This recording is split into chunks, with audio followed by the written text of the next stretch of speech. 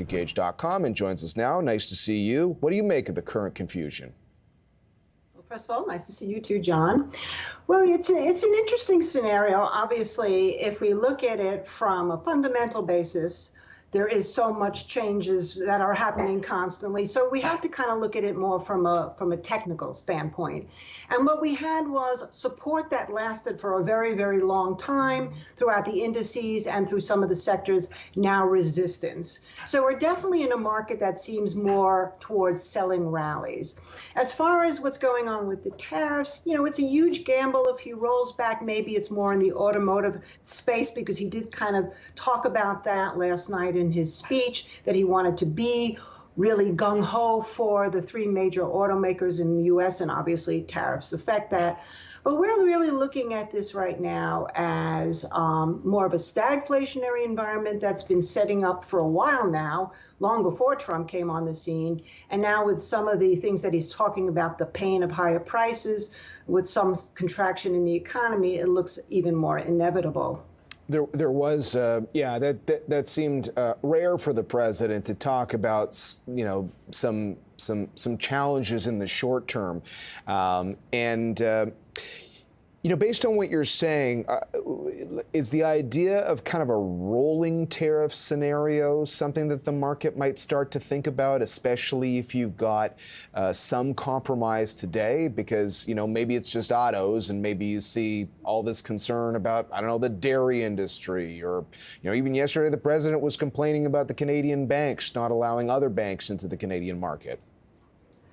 Well, he's definitely been really pushing down the hammer on reshoring, bringing industry back to the U.S., obviously acquisition of minerals from other countries. And all of that, in the long term might be great. It's a gamble at this point, though, because we don't really know, even with rolling tariffs, we still have other concerns in this country. We still have a very large debt. We still have a lot of spending.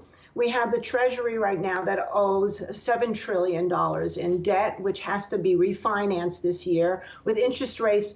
Even though there's a call for them to be lowered, we haven't really seen that from the Fed yet. So if you put all of this together, it does seem like we're going to see a tumultuous, rocky road, not necessarily a major bearish move, but I'm really not looking at this point of a stability of the market where what we've been doing for the last few years, which is just come in every dip. I think it's going to take a while to sort out, and it's possible we see gains at the end of the year, but I think there'll be modest gains. And as I hear you say that, and I think about similar situations in the past, that doesn't necessarily seem unusual to have, in particular, two really strong years for the stock market, and then a third year that looks a lot wobblier. But I guess for people who are trying to decide what to do with their money right now, where do you think the wind blows? Where do you think the capital seems safest in 2025? Well, I'm really focused, obviously, in terms of the U.S. markets, made in America. I think, we can look at the car industry. I know, obviously, we're seeing a pop here in General Motors and Ford today. And even though he talked about EVs and getting rid of the incentives, I still think that we have Rivian as a really good, strong potential mover, especially since Tesla has fallen out of favor more lately. I'm looking at the biotech space. I'm definitely looking at the metals, particularly silver. So there's areas, the vanity trade, which I've been talking about, which essentially is the domino effect of how consumers will spend money when they lose weight from the diet drugs.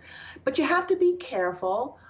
We went to a lot of cash over the last couple of weeks, and we're really looking to employ mostly in stocks that may be basing out, as opposed that had the great run and now a big sell-off in hopes that they're going to have another great run. I like the risk better on the basing out stocks. All right.